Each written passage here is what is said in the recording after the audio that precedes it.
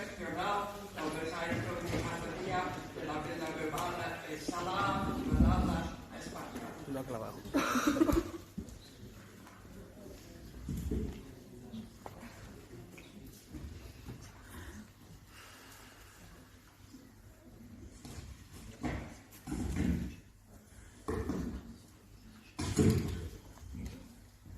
Buenas tardes. En primer lugar, quisiera agradecer en mi nombre y en el resto del equipo que conformamos el proyecto de investigación de la Villa Romana de Salar, la recepción de esta conversación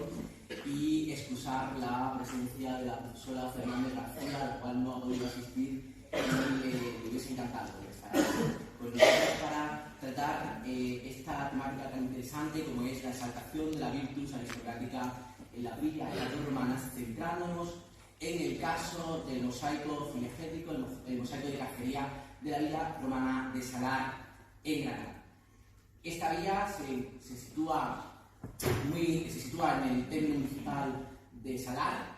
en un enclave privilegiado, en un nudo de comunicación ya desde la época prehistórica, en torno al río Sínfilis, el río Genil, que es el gran vertebrador del Conventus Astigitanus, que comunicaba directamente la parte oriental y occidental de la provincia de.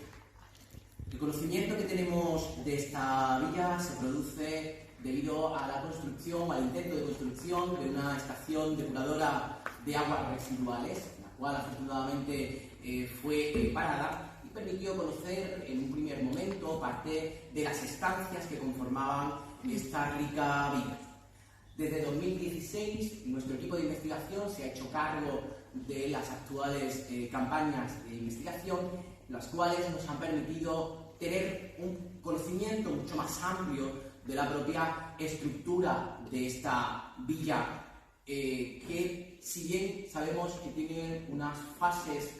previas, más antiguas, en torno a una cronología alto imperial, las imágenes que hoy le vamos a presentar se corresponden con el desarrollo planimétrico de una villa construida aproximadamente en los primeros decenios del siglo IV después de Cristo, lo que nos ofrece para tener toda una serie de fases constructivas con una profunda remodelación que se produce a comienzos del siglo V, con una continuidad de hábitat durante toda esta centuria que se prolonga durante el siglo VI,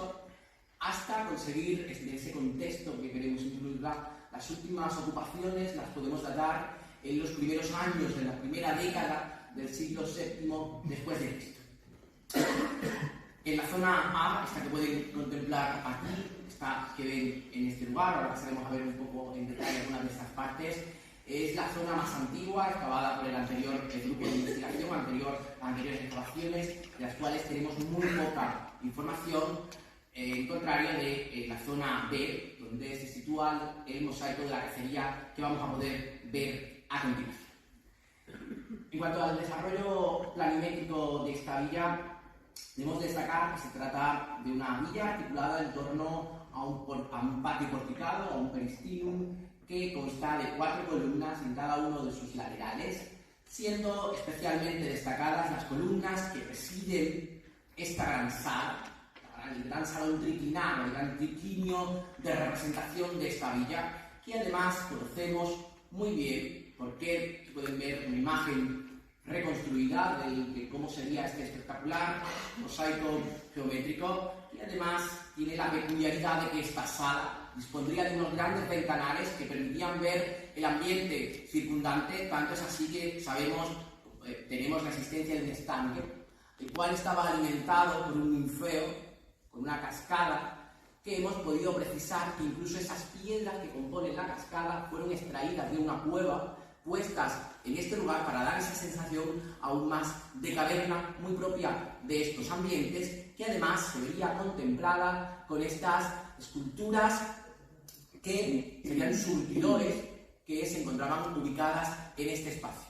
Un salón triclinar que debemos de imaginar decorado con una riquísima decoración en mármol, con un zócalo realizado en placas marmóreas y un revestimiento en opus sectile de sus paredes, como pueden ver aquí algunas de las placas que hemos podido recuperar. El espacio de desarrollo, el espacio de tránsito, sería sería este peristilo, este patio porticado, del cual conocemos, por un lado, el ambulacrum meridional y el occidental. El meridional simplemente lo vamos a mencionar, la profesora Luz Neira ya pudo mostrarles los resultados que tuvimos de este mosaico, mientras que en el occidental es donde contemplamos esa imagen de Cacería.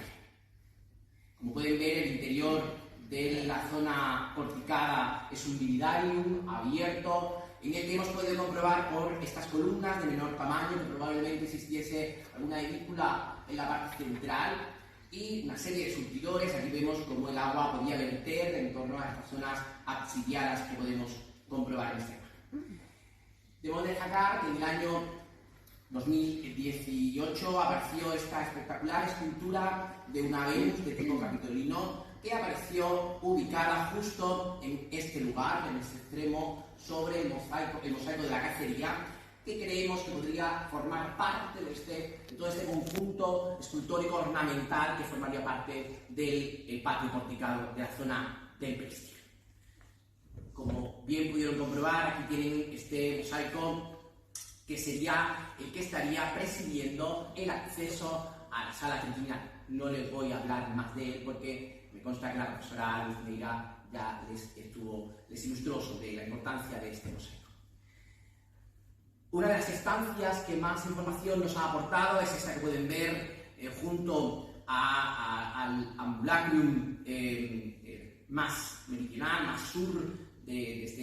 este peristilo, al cual no hemos encontrado todavía el acceso, no sabemos cuál era el punto de conexión exacto con esta parte central de la villa, pero sí que pudimos documentar esta forma tan peculiar, una forma cuadrada, con dos cubículas a ambos lados, pavimentado con un pavimento, también un mosaico con motivos geométricos. Probablemente la imagen más destacada de esta sala la tenemos en su cubierta, realizada con una técnica a base de turifitili. Es una técnica que se desarrolla a partir del siglo III después de Cristo en el norte de África, de la cual tenemos constancia en la península ibérica durante el siglo IV, con una peculiaridad, y es que la mayoría de los casos, la mayoría de los ejemplos que conocemos, se desarrollan todos ellos en la Vega de Granada, a excepción de un ejemplo que tenemos en Complutum. Por tanto, planteamos la hipótesis de que pudiera existir todo un conjunto de artesanos, de trabajadores, que conocían esta técnica, la habían aprendido desde el norte de África y la están difundiendo, la están construyendo en otras villas de la Vega de Granada. No queriendo alargar mucho más este contexto que creemos necesario para poder comprender el mosaico de la escena de la Cacería, nos centramos ahora en el ambulacrum. Comenzamos las excavaciones en este sector, en la zona B, en el año 2017 y estuvimos excavando en él hasta el año 2020. A nivel arquitectónico, planimétrico, probablemente una de las características más destacadas es que, como hemos visto en otros ejemplos, este ambulacrum no se ciñe por completo al espacio que marca el peristilo, sino que se extiende más allá. Vemos cómo continuaría hacia acá y estamos esperando a futuras campañas de excavación para poder conocer esa continuidad y tener una mayor imagen de cómo se desarrollaría a nivel planimétrico esta villa del siglo IV. Sí que conocemos más estancias, al menos 3 de ellas, estas 2 de una funcionalidad que todavía no hemos podido precisar, muy probablemente fuesen espacios reservados al estilo cubícula. Más peculiar